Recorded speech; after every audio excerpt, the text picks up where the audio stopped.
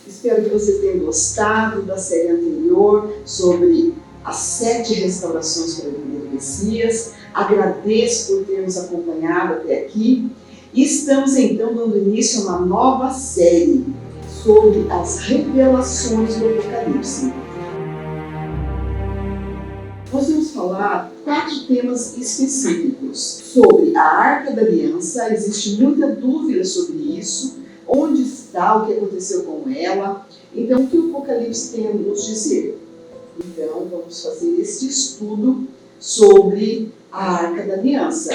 Vamos estar falando também sobre o milênio. É uma dúvida que muitas pessoas têm. O milênio é na terra, é no céu? O que acontece durante o milênio? E a Bíblia nos responde. Então, vamos estudar na palavra. Estaremos então falando também sobre a Trindade, de onde surgiu, o que significa e por quê. E o último tema dessa série de 4 é sobre extraterrestre. Existem esses seres? O que eles fazem, o que pretendem? Muitas pessoas veem e filmam. Como é que nós vamos dizer que não existe? Então, o que a Bíblia tem a responder sobre este assunto? Mas o tema de hoje, então, é sobre a Arca da Aliança. E cada semana nós teremos, então, um tema diferente. É só você manter informado, ligado no nosso endereço, e você, então, terá todas as semanas um assunto diferente. E você pode também estar revendo os assuntos anteriores sobre as 7 restaurações. Então, o que diz a Bíblia sobre a Arca da Aliança? É bom a gente lembrar que o livro do Apocalipse é um livro revelado. Muitas pessoas pensam que é enigma que ninguém consegue decifrar, mas não, diz a palavra, revelações do Apocalipse. Então, são as revelações para o tempo do fim, para o tempo que nós estamos vivendo. E nós encontramos, então, no capítulo 11 de Apocalipse, descrito ali sobre figuras sobre a Arca da Aliança. Não só a Arca da Aliança, mas o que contém a Arca da Aliança, que é mais importante do que a própria Arca. São as 2 tábuas do concerto. E essas tábuas do concerto, elas não podem nunca ser destruídas, porque elas foram escritas com o dedo do nosso Criador. Então, nada que foi feito ou que foi criado e que foi colocado a marca do Criador deve ser destruído. Tanto é assim que nem, como diz o Apocalipse, nem o fogo do inferno foi feito para os seres humanos que têm no seu DNA as iniciais do grande eu sou, YHWH, uma sequência de filamentos que todo ser humano tem, que é a marca do Criador, é a sua assinatura. Nós não fomos criados para sermos destruídos, nós fomos criados para viver eternamente. E isso o nosso Criador deseja restaurar nessa terra. Por isso, então, vamos completar esta série sobre o que acontece nesses temas principais. É claro que o Apocalipse tem uma variedade de temas destinados aos nossos dias, mas eu vejo assim, a necessidade, diante do que está ocorrendo no nosso mundo, de saber o que diz as Escrituras. Bem, então nós vamos para Apocalipse 11, a partir do verso 3, nós vamos estar lendo o seguinte: dei as minhas 2 testemunhas que profetizem por 1260 dias, vestidas de pano de saco. O verso 4 diz: são estas as 2 oliveiras e os 2 candeeiros que se acham em pé diante do Senhor de toda a terra. E aqui nós já temos algumas referências do que nós vamos estudar, tá certo? Então é representado também pelas oliveiras, pelos raminhos de oliveira e pelos candeeiros, ou seja, pelo castiçal. Também são elementos que eram encontrados dentro do santuário. Entretanto, no livro de Zacarias, nós encontramos a referência sobre as duas oliveiras. Vamos ver então o que está escrito no livro de Zacarias, o capítulo 4 e o verso 12 em diante, diz o seguinte: tornando a falar, lhe perguntei: que são aqueles 2 raminhos de oliveira que estão junto aos 2 tubos de ouro que vertem de si o azeite? Então, os tubos de ouro eram o candelabro, o castiçal, que é representado como os 7 Espíritos do Altíssimo. Assim é descrito no Apocalipse. Então ele respondeu, verso 13: não sabes que é isto? Eu disse: não, meu Senhor. Então ele me disse: são os 2 ungidos que assistem junto ao Senhor de toda a terra. Então, os ramos de oliveira que é mencionado aqui no livro de Apocalipse, no capítulo 11, então nós já encontramos uma referência. E é assim que devemos estudar então o livro de Apocalipse, sempre comparando com o restante das Escrituras, para que nós possamos entender os seus símbolos. Porque o Apocalipse, se ele tivesse sido escrito em uma linguagem literal, ele com certeza não estaria mais à nossa disposição. Mas ele foi escrito através de símbolos, assim como também o nosso Salvador, quando aqui viveu, ele falava através de parábolas, através de símbolos. Então, vamos concluir e, no segundo momento, você vai compreender perfeitamente o que são, então, estes castiçais e as 2 oliveiras, e que são as 2 testemunhas que estão diante do Senhor de toda a terra. Mas vamos continuar lendo o Apocalipse para que nós tenhamos, então, uma compreensão mais ampla daquilo que estamos estudando. Então, no verso 5, diz assim: se alguém pretende causar-lhes dano, sai fogo da sua boca e devora os seus inimigos. Sim, se alguém pretender causar-lhe dano, certamente deve morrer. Bem, aqui nós encontramos também uma referência lá no Antigo Testamento. Quando a Arca da Aliança foi tomada pelos filisteus, não vamos ler todos os textos, mas vamos fazer apenas essa menção de que ela causou um grande dano entre os filisteus. Eles tiveram úlceras, eles tiveram epidemias, tiveram pragas de rato nas suas lavouras. E então, um dos sábios dos filisteus disse que deviam devolver a Arca da Aliança, porque ela estava causando grande dano. Então eles construíram uma carruagem, um carro novo, e colocaram 2 vacas para ver se elas iam seguir a direção que eles pretendiam, se realmente era a Arca da Aliança que estava causando danos e trazendo doenças sobre os filisteus. Então as vacas deixaram seus bezerros e seguiram, e elas foram mugindo todo o percurso, levando então a carruagem com a Arca da Aliança. Entretanto, quando elas chegaram na terra de Israel, elas pararam e os descendentes então de Israel, eles viram ali a Arca da Aliança e ficaram felizes com a retomada da Arca. Eles então descarregaram a Arca, imolaram as vacas no holocausto e da carruagem então eles fizeram a lenha para o holocausto. Entretanto, mais tarde, Davi quis levar a Arca da Aliança para perto dele, para então a cidade que ele havia construído é a cidade de Sião, que fica ao lado, anexo aos muros de Jerusalém, porque ele pretendia construir um templo para colocar a Arca da Aliança. Mas o que eles fizeram?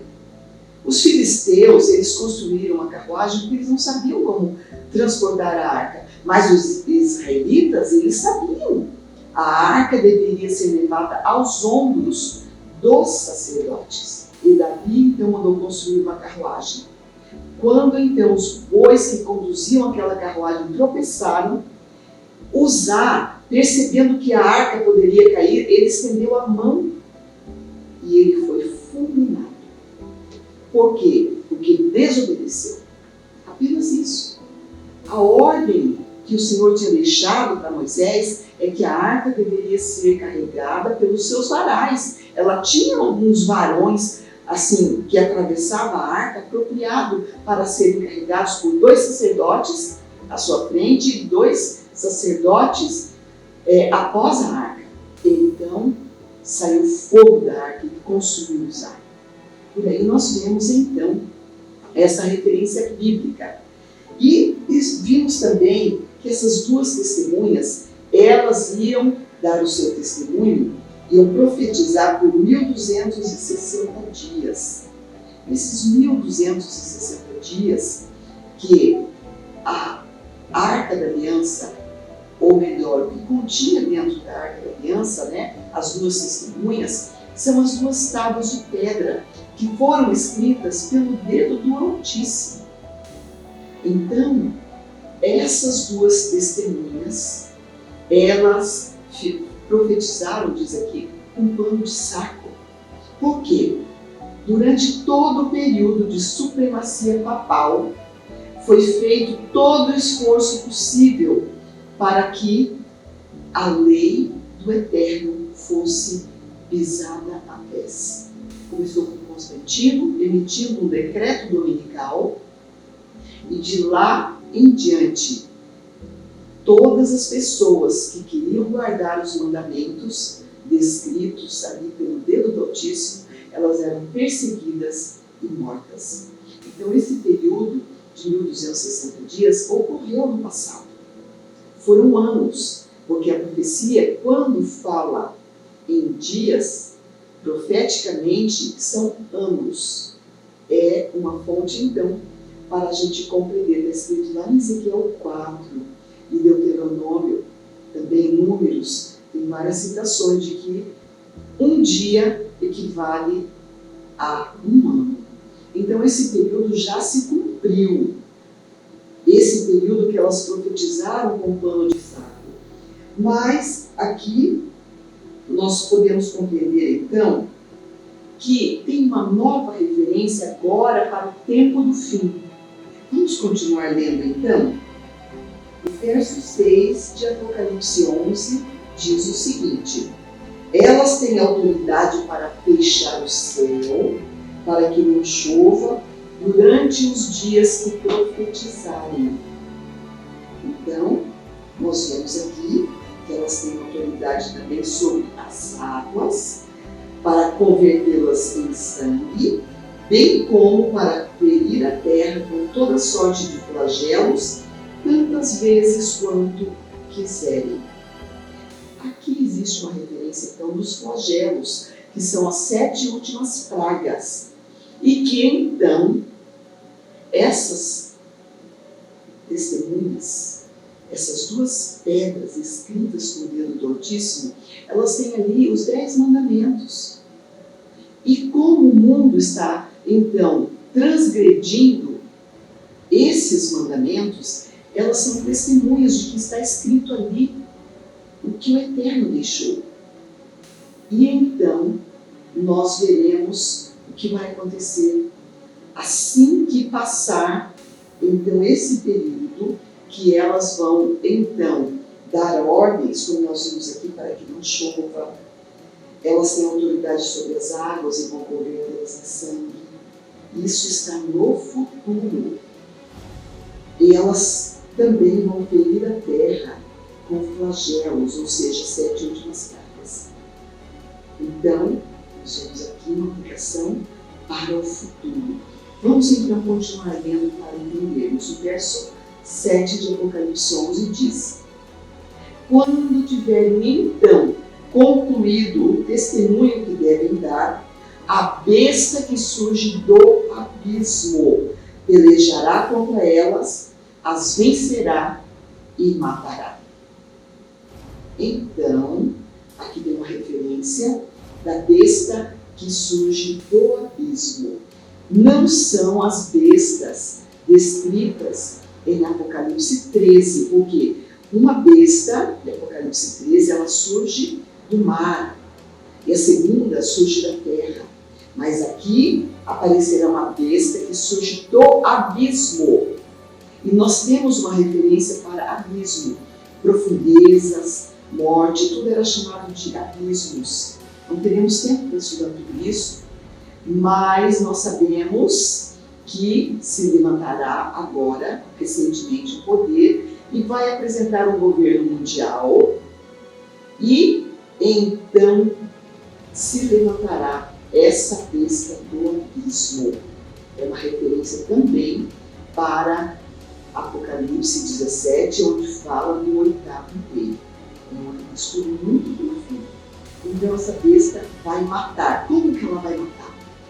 Emitindo um decreto obrigando o mundo todo a guardar um dia que não é o dia santificado lá no Éden. Porque quando o Criador criou o homem, ele deixou ali já um dia estabelecido para santificar o nome do Eterno. Ele deixou o sábado.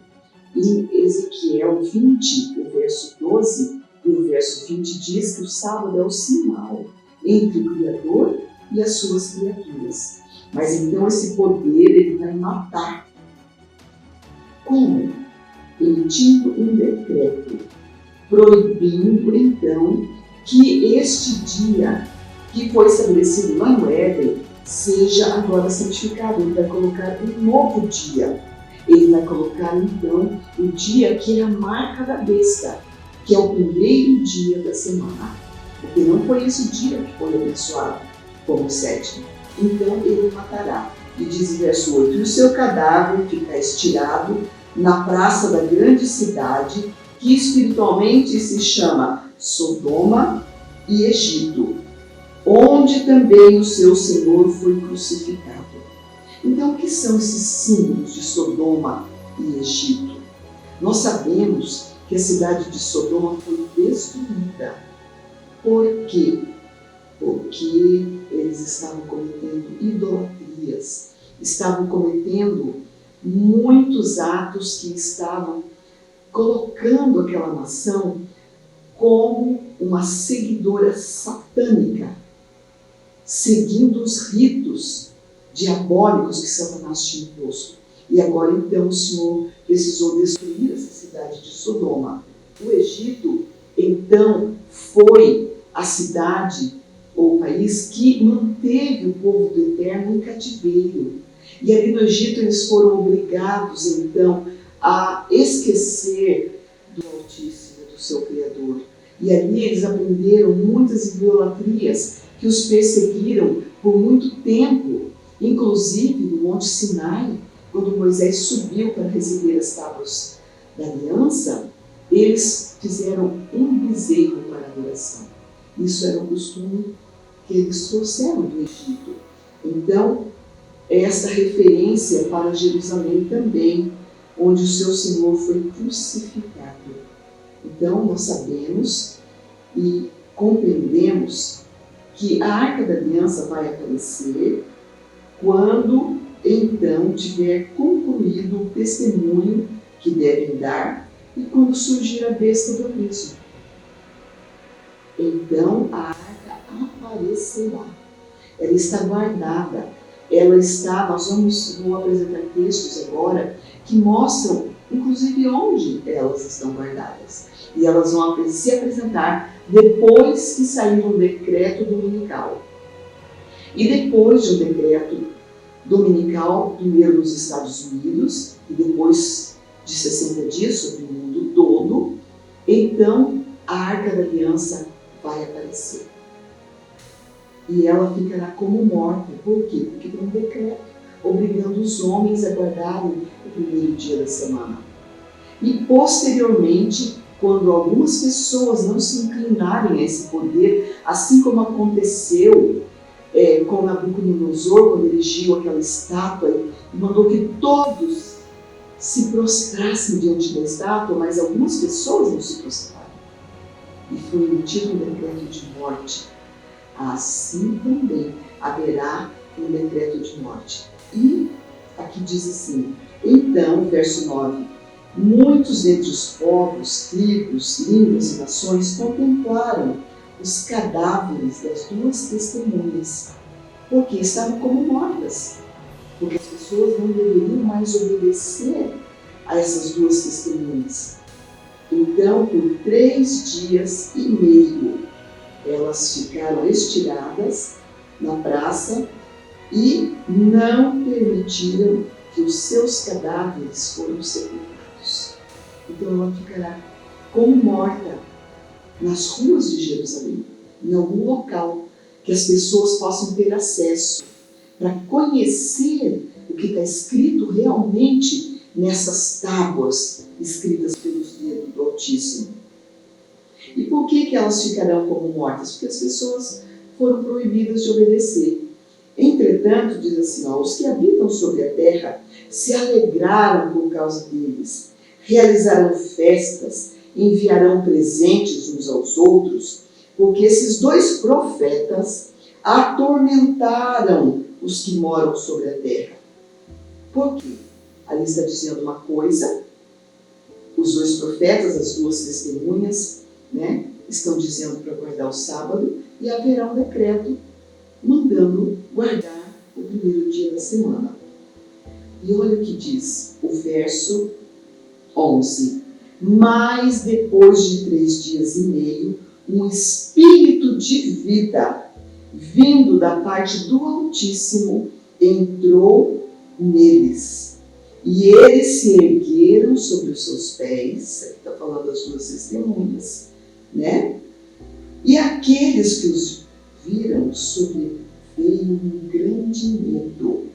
Então, depois de 3 dias e meio, esse período, como é um período profético, em vez de 3 dias, nós temos aqui 3 anos e meio, que a Arca da Aliança, contendo as tábuas da lei, ficarão como mortas, porque já existe um decreto, já existirá, um decreto dominical, então ficarão como mortas. E ali dentro da Arca será encontrado também o maná, e o maná estará perfeito, estará intacto. Então, durante todos estes anos, o Eterno guardou dentro da Arca o maná, para que aqueles que quiserem obedecer à sua lei possam ter a certeza de que serão sustentados, se for preciso, com o maná. O Eterno vai fazer isso. E também ali a Arca de Arão que forneceu.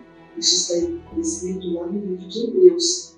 E a arca que contém esses elementos ficará à disposição. E saberemos então que o Eterno tem um povo, assim como ele escolheu Arão para ser sacerdote. Agora ele está escolhendo os seus servos, os obedientes à sua lei, para serem sacerdotes para toda a eternidade e para reinarem com ele, está escrito no Apocalipse. Então isso é uma certeza desses elementos que estão contidos ali dentro da arca. Então, o verso 12 diz, e as 2 testemunhas ouviram grande voz vindo do céu, dizendo, subi para aqui. E subiram ao céu numa nuvem, e os seus inimigos as contemplaram. Então nós encontramos, depois o verso 3 diz, naquela hora houve um grande terremoto, e aí nós encontramos que esse grande terremoto, ele culmina com os selos, ele culmina com outros acontecimentos, esse grande terremoto que haverá. Mas antes desse grande terremoto, o que vai acontecer? As tábuas da lei, elas subirão e aparecerão no céu. E o quarto mandamento será circundado com um traço vermelho para chamar a atenção sobre aquela lei que está sendo pisada aos pés. Então, nós encontramos que quando houver então esse decreto de morte, haverá um período que vai se executar esse decreto. E segundo a Bíblia, esse período é de 15 dias, desde que os reis se unam para proclamar esse decreto. Os 10 reis, nós não sabemos ainda se são poderes civis, se são reinos, se são países, se são grupos econômicos, ou se são outro tipo de poder, como já existem outros tipos de poder, como nós vemos aí os grupos que estão se reunindo em poderes, em blocos, como a maçonaria, como outros grupos, né, que nós estamos vendo se manifestando já nesses dias. Então, não sabemos ainda, porque isso é para o tempo do fim, mas eles vão se unir com a besta que sai do abismo e vão fazer então esse decreto de morte. E em 15 dias eles vão estar preparados para executar esse decreto. Como para o mundo assim, o dia vira à meia-noite, eles estarão prontos à meia-noite para executar essas pessoas que não querem se prostrar diante das leis humanas, preferindo assim a morte a se curvar diante dessa legislação que vai contra a lei do Altíssimo. Então, a profecia diz que é à meia-noite que o Eterno então resolve salvar o seu povo. O sol vai brilhar à meia-noite, está escrito na profecia. Mas então, vamos saber então agora o que acontece o que aconteceu, por que a Arca da Aliança está desaparecida. Nós encontramos na palavra do Eterno que o Senhor permitiu que a Arca da Aliança fosse tirada deles porque eles estavam transgredindo. Eles não estavam obedecendo. Não era justo, então, que eles continuassem ali, por isso que eles estavam já com tantas idolatrias. O Eterno permitiu que eles fossem levados em cativeiro para a Babilônia. Mas antes que eles fossem levados em cativeiro para a Babilônia, o Senhor declarou para Jeremias o que ele deveria fazer com a Arca da Aliança. E nós encontramos, veja bem, nem todos os livros de história foram escolhidos, alguns livros, para fazerem parte do cânon sagrado, segundo eles. Mas quem escolheu? E nós encontramos, sabe, uma falha nesse cânon sagrado, porque nós encontramos ali, na Bíblia, os livros que contam toda a história das profecias de Daniel, dos poderes que iam surgir, como Babilônia, Medo-Persas. Nós não encontramos, entretanto, sobre a Grécia. E está faltando também sobre o início do poder romano, o poder de ferro, as pernas de ferro da estátua. Mas nós encontramos essa referência nos livros de Macabeus. Então, em segundo Macabeus, nós encontramos escrito assim: encontra-se nos documentos que o profeta Jeremias ordenou aos que iam ser deportados que tomassem do fogo sagrado, como foi mencionado. E nós, lendo o restante, nós vamos saber que eles esconderam esse fogo num poço, e depois, quando Esdras e Neemias vieram para reconstruir o templo, eles não encontraram mais fogo, eles encontraram tipo uma massa, tipo um piche, alguma coisa assim. Só que quando o sol bateu, então o fogo se acendeu. É escrito também no livro de Macabeus. Vale a pena você ler estes livros.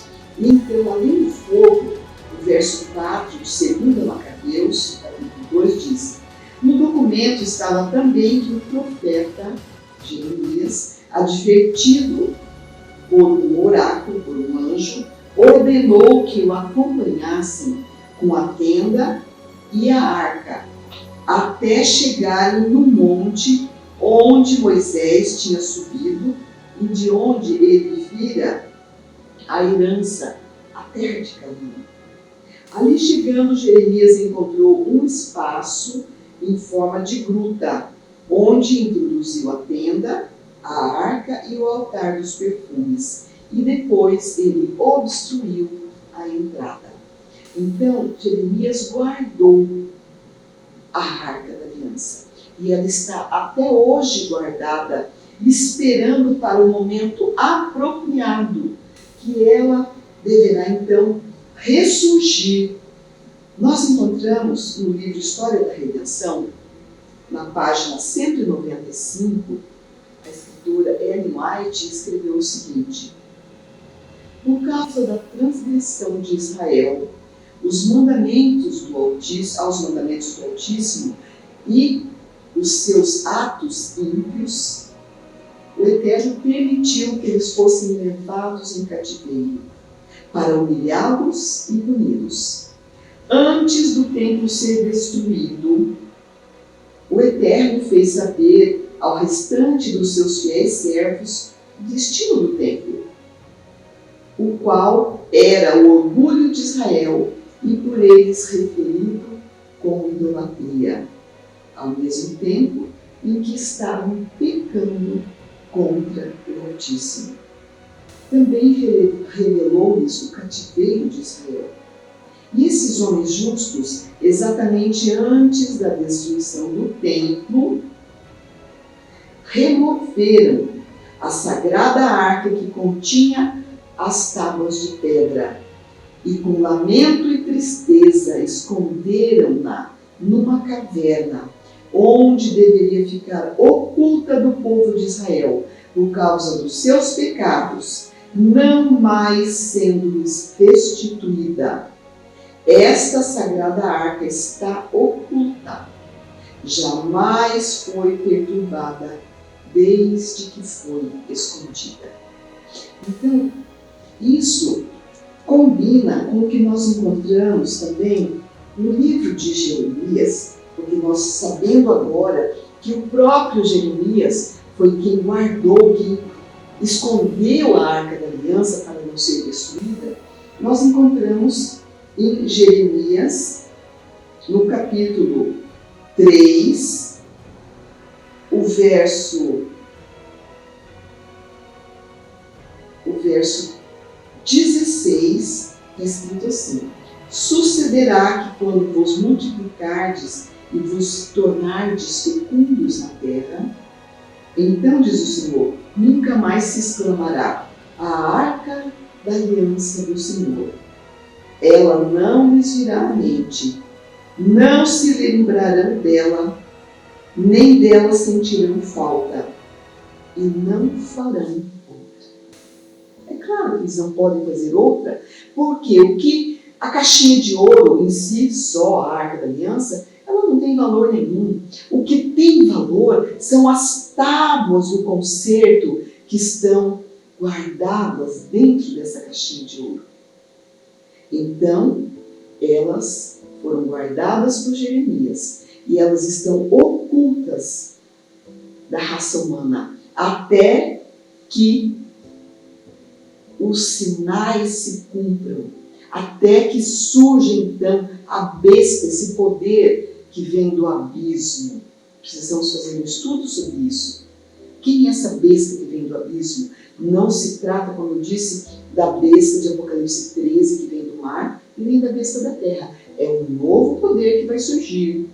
Nós estamos esperando esse acontecimento. Então, ainda na história da redenção, nós encontramos o seguinte texto: há abundantes evidências da imortalidade da lei do Altíssimo.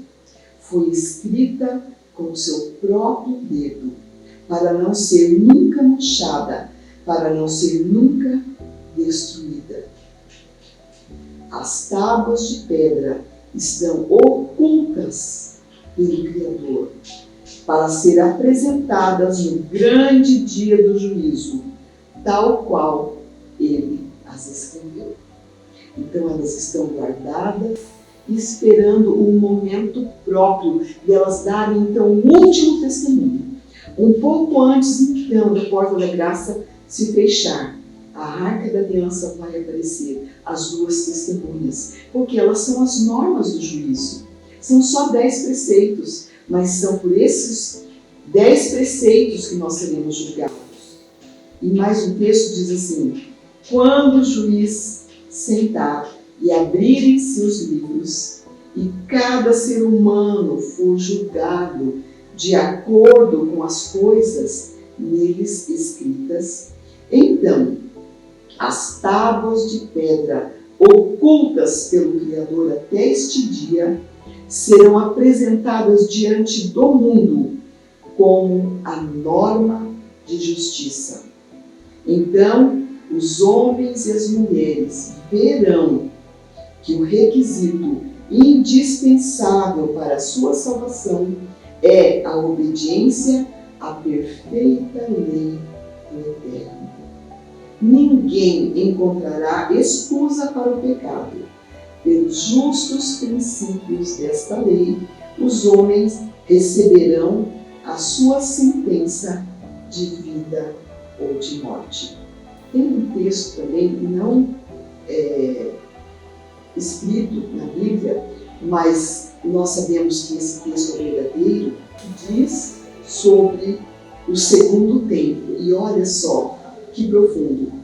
O lugar santíssimo estava vazio no segundo templo, porque a arca do Altíssimo e os querubins desapareceram quando Nabucodonosor tomou Jerusalém no ano de 586 antes da Era Comum. Os judeus tinham conservado uma tradição, segundo a qual Jeremias e alguns de seus seguidores a teriam escondido em uma caverna. Após regressar do exílio, todos os esforços empregados para recuperar a arca sagrada têm sido infrutíferos e até hoje não tiveram êxito. Então, nós vemos que no segundo templo não tinha mais a arca da aliança. A arca tinha sido escondida por Jeremias antes do cativeiro babilônico. Havia ali uma pedra que eles colocaram ali para marcar o lugar santíssimo. Mas não havia mais a arca da aliança. Porque se a arca da aliança estivesse ali, no dia que o nosso Salvador morreu, que o véu se rasgou de alto a baixo, e o sumo sacerdote estava justamente ali diante do altar de incenso, antes do véu. Se a arca da aliança estivesse no lugar santíssimo, o sumo sacerdote teria morrido, porque ninguém podia adentrar a arca a não ser o sumo sacerdote e num único dia ao ano, no dia da expiação. Então, nós temos a certeza de que a arca da aliança está até hoje oculta, esperando o cumprimento profético. E ela ficará então, depois que ela ressurgir, depois que surgir a besta do abismo, ela ficará por 3 anos e meio nas ruas de Jerusalém como morta. E depois elas vão ouvir uma voz do céu dizendo: subi para aqui. Nós fizemos então mais ou menos um gráfico. Vou tentar então mostrar esse gráfico que eu penso ser muito importante sobre os acontecimentos. Nós temos então na festa das trombetas, que é quando os poderes da terra se reúnem para elaborar um decreto de morte. Eles, em 15 dias então, eles estarão marcando a data para a execução desse decreto de morte. Depois, nós temos então que a voz do Eterno será ouvida no céu à meia-noite, o sol vai nascer, e vai ser justamente então na festa das trombetas que será ouvida a voz do Criador, então dando a liberdade para aqueles que seriam executados, assim como aconteceu em Babilônia.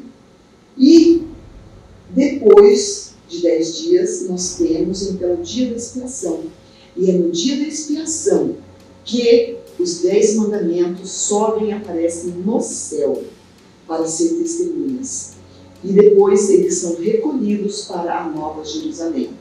Porque então temos um período aqui de 15 dias. 10 dias da festa das trombetas, até o dia da expiação, e mais 5 dias depois do dia da expiação, quando a arca aparece no céu, e então é a volta do Salvador com a festa dos tabernáculos. Essa festa não é comemorada na terra. Então, por isso que nós dissemos sobre a restauração das festas, a importância que ainda tem para o futuro. Então, pensador, ouvinte, vale a pena a gente estar preparado. O Eterno tem planos maravilhosos pela frente. Nós podemos saber que Ele vai, então, intervir. Nós precisamos apenas ser fiéis e obedecer às suas ordens, aos seus mandamentos.